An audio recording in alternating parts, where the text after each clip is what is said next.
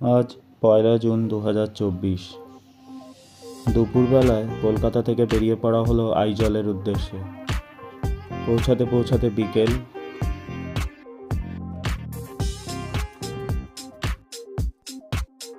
মিজোরাম, মণিপুর আর নাগাল্যান্ড, এই 3টে রাজ্য আজ অবধি আমি ঘুরে দেখিনি। প্রথমবার মিজোরামে এলাম আমি। আজ শনিবার, তাই কালকে মিজোরামের অনেক এলাকাই বন্ধ থাকবে। মিজোরামের অধিকাংশ লোকজন খ্রিস্ট ধর্মাবলম্বী হওয়ার জন্য রবিবার করে প্রায় সমস্ত দোকানপাটই বন্ধ থাকে, সবাই চার্চে যায়। সেই জন্য হোটেলে যাওয়ার পথেই চিন্তা করা হলো এখানকার অন্যতম দর্শনীয় স্থান সলোমন মন্দির দেখে যাওয়া। এটা আসলে চার্চ এবং রবিবার দিন এখানে বহু লোক প্রেয়ার করতে আসে। 4টের সময় বন্ধ হয়ে যায় আর আমরা 4:45 সময় গিয়ে পৌঁছালাম সলোমন টেম্পলে। কিছুক্ষণ ঘুরে দেখা হলো আর কয়েকটা ছবি নেওয়া হলো। ভেতরে ঢোকা নিষিদ্ধ, শুধুমাত্র চার্চ যখন খোলা থাকে রবিবার তখনই ভেতরে ঢুকতে দেয়। আশেপাশে গাছগাছালি দিয়ে জায়গাটা বেশ সুন্দর। আর এই চার্চটার আর্কিটেকচারও একটু অন্যরকম। ছবি তুললে বেশ সুন্দর ছবি আসে। বিকেলবেলায় ঘরে গিয়ে আবার আইজল শহর ঘুরতে বেরিয়ে পড়া হলো। আমরা যে জায়গাটায় ছিলাম তার নাম ছিল চানমারি। সেখান থেকে খুব বেশি দূরে নয় মেন শহরের সিটি সেন্টার। হেঁটে 10 থেকে 15 মিনিট সময় লাগে। অন্যান্য পাহাড়ি শহরগুলোর মতো আইজল শহরের রাস্তাগুলো বেশ ছোট ছোট, তবে প্রধান রাস্তাগুলো দিয়ে গেলে অতটা ঢাল নেই, যার ফলে হাঁটতে খুব বেশি অসুবিধা হয় না। ওখান থেকে বড় বাজার অবধি যে রাস্তাটা গেছে সেটা প্রায় সমতলই বলা যেতে পারে। প্রচুর ব্র্যান্ড রয়েছে, দেশি বিদেশি সমস্ত ব্র্যান্ডের দোকানপাট রয়েছে। আর রয়েছে এই মল। এই মলের পাশেই আসে বড় বাজার। তবে আইজল শহর কিন্তু খুব বিখ্যাত ট্রাফিকের জন্য। অনেকে বলে অফিস সময় 1 থেকে 2 ঘন্টা ট্রাফিকেই দাঁড়িয়ে তাদের সময় নষ্ট হয়। তাই ট্যাক্সির থেকে এই বাইক ট্যাক্সি বা স্কুটির প্রচলনটা খুব বেশি। সন্ধেবেলায় হোটেল থেকে আইজলের দৃশ্য, আর পরের দিন সকালবেলায় হোটেল থেকে আইজলের দৃশ্য। সকাল 4টে-5টার থেকে এই পাখিদের কোলাহল শুরু হয় আর চলে প্রায় 8টা-9টা পর্যন্ত। ড্রাইভার আমাদের নিয়ে এলো একটা সিটি ভিউ পয়েন্ট দেখাতে। জায়গাটা বর্তমানে বেশ জনপ্রিয়, তবে মিজোরামেই খুব কম ট্যুরিস্ট আসে। আর আজকে রবিবার সকালে বন্ধই থাকে। ড্রাইভার রিকোয়েস্ট করায় এখানে আমাদের অ্যালাউ করলো। আসলে এটা একটা কলেজ, আর এই কলেজেরই মধ্যে রয়েছে এই ভিউ পয়েন্টটা। তবে ভিউ পয়েন্টটা এলে বোঝা যায় যে সন্ধ্যেবেলায় কত সুন্দর লাগতে পারে যখন এই ঘরগুলোর আলো জ্বলে ওঠে।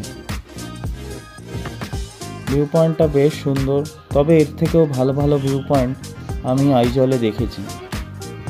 আর আইজল শহরটার অর্ধেক এখান থেকেই দেখতে পাওয়া যায়, বাকি অর্ধেক পাহাড়ের অপর প্রান্তে।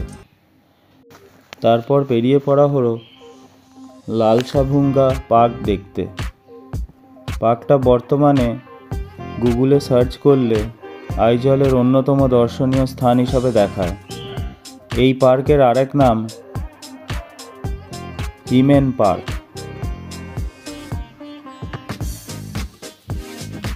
পার্কটা তৈরি হয়েছে এই পাহাড়ের কোলে, যেখানে অনেকাংশেই ধস নেমে গেছে বর্তমানে।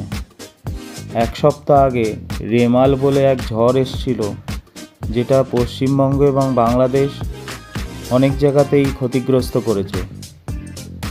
আর সেই ঝড়ের দাপটে মিজোরামেও অনেক জায়গায় গাছ উপড়ে গেছে বা ধস নেমে গেছে। পার্কটা বেশ সুন্দর, তবে ট্যুরিস্ট নেই বললেই চলে। আমরাই যেখানে যাচ্ছি সেখানে আমরাই যাচ্ছি, আর একজনকেও দেখতে পাচ্ছি না। এখানে রয়েছে দুখানা হ্যাঙ্গিং ব্রিজ, ঝুলন্ত ব্রিজ। এটা হলো প্রথম ঝুলন্ত ব্রিজ। নিচে বেশ গভীরতায় রয়েছে খাদ। একটু একটু ভয় করলেও এই সব ঝুলন্ত ব্রিজগুলো দিয়ে যেতে বেশ ভালোই লাগে। আমরা এগিয়ে গেলাম প্রথম ঝুলন্ত ব্রিজটা ক্রস করতে। প্রথম ঝুলন্ত ব্রিজটা ক্রস করার পরে আবার একটু ওপরের দিকে উঠতে হয়, আর সেখান থেকে খুব সুন্দর ছবি আসে, কারণ পুরো ব্রিজটা এক ফ্রেমে বাঁধা যায়। দূর দূরান্তে শুধু পাহাড় আর পাহাড়, আর সঙ্গে জঙ্গল। উত্তর পূর্ব ভারতে এত বেশি পরিমাণ জঙ্গল রয়েছে যে এরাই আমাদের পৃথিবীর ভারসাম্য রক্ষা করতে সাহায্য করছে। মেঘালয়, মণিপুর, মিজোরাম, নাগাল্যান্ড এই সমস্ত এলাকায় এত জঙ্গল, এত গাছ, এত বিভিন্ন প্রকার ফ্লোরা আর ফনা রয়েছে। অবশেষে এসে পৌঁছালাম দ্বিতীয় ব্রিজের আগে। দ্বিতীয় ব্রিজটা ক্রস করলে একটা ক্রিশ্চিয়ান ক্রস রয়েছে, আর সেইটা দেখতে যাওয়ার জন্যই দ্বিতীয় ব্রিজটা ক্রস করা।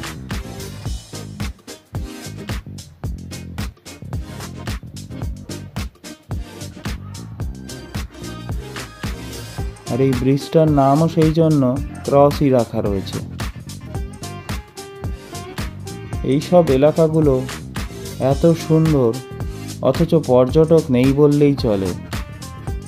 পুরো ভারত যখন পাহাড় বলতে উত্তর ভারতই বোঝে, তখন এই পূর্ব ভারত বা উত্তর পূর্ব ভারতের যে পাহাড়ি এলাকা, সেগুলো বঞ্চিতই থেকে যায়।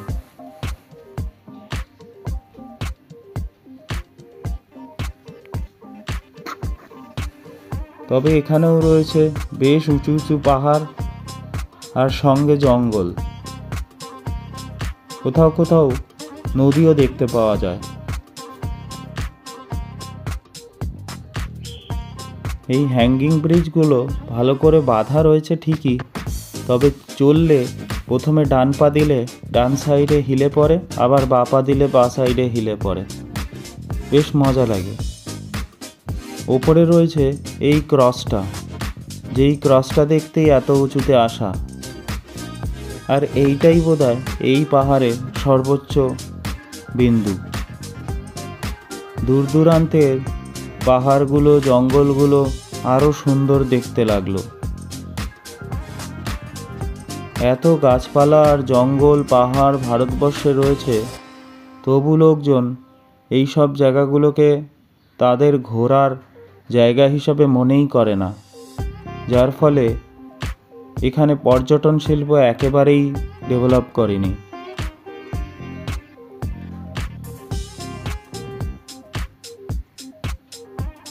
বড় বড় শহরের সামনে এরকম সুন্দর জায়গা থাকলে শনি রোববার হয়তো ভিড় উপচে পড়তো, কিন্তু যেহেতু প্রধান শহরগুলোর থেকে বেশ দূরে এই এলাকা, ফ্লাইট ছাড়া কোনো যাবার অপশান নেই, সেহেতু এই সব এলাকায় লোকজন নেই বললেই চলে। তবে আইজল কিন্তু বেশ বড় শহর, প্রায় 4 লক্ষের পাশাপাশি জনসংখ্যা। শেষ দিন অর্থাৎ 5 জুন আমরা সকাল সকাল বেরিয়ে পড়লাম আমাদের হোটেলের পাশে একটা ম্যাল রোডের মতো পয়েন্ট দেখা। একটা ভিউ পয়েন্ট আছে, যেটা আমরা দ্বিতীয় দিন গাড়িতে করে যাওয়ার সময় দেখেছিলাম, আর আজ সেইটার উদ্দেশ্যেই বেরিয়ে পড়া হলো। হোটেল থেকে 500 মিটার মতো দূরে, আর আজ বেশ মেঘ করেছে। ভিউ পয়েন্ট পৌঁছে যা আমরা দেখতে পেলাম তা মনোমুগ্ধকর। প্রথমে কুয়াশায় ঢেকেছিল, তাই কিছুই দেখতে পাচ্ছিলাম না। সকাল 6:30 7টা হওয়ার পরে হঠাৎ করেই যেন কুয়াশাটা সরতে শুরু করলো, আর তারপরে পুরো শহরের দৃশ্য আমাদের চোখের সামনে চলে আসতে লাগলো। প্রথম যে পয়েন্টটা দেখিয়েছিলাম সিটি ভিউ পয়েন্ট, এটা তার থেকে অনেক বেশি সুন্দর। সেটার জন্য আমাদের যেতে হয়েছিল প্রায় 7-8 কিলোমিটার, আর এটা ঘরের পাশে, আর এত সুন্দর পাহাড়ের দৃশ্য। আর মেঘটা কোথাও কোথাও এসে দৃশ্যটাকে আরও ভালো করে দিয়েছে। যত রৌদ্র উঠতে থাকলো তত মেঘটা সরতে শুরু করলো। আমি বলবো এই সিটি ভিউ পয়েন্ট যাওয়ার থেকে এই পয়েন্টটা আসাই সব থেকে শ্রেয়, কারণ ছবির জন্য এই পয়েন্টটাতে ভালো ছবি আসে, কারণ বাড়িঘরগুলো খুব বেশি দূরে নয়। একই ছবিতে মানুষ আর তার সঙ্গে বাড়িঘর আর মেঘ সব কিছুই চলে আসে। আইজলের এই ট্রিপ থেকে বিদায় জানাবো সবাইকে। লাইক করুন আমার ভিডিও, শেয়ার করুন আমার ভিডিও, সাবস্ক্রাইব করুন আমার ইউটিউব চ্যানেল। দেখা হবে পৃথিবীর অন্য কোনো প্রান্ত থেকে আবার কোনো একদিন।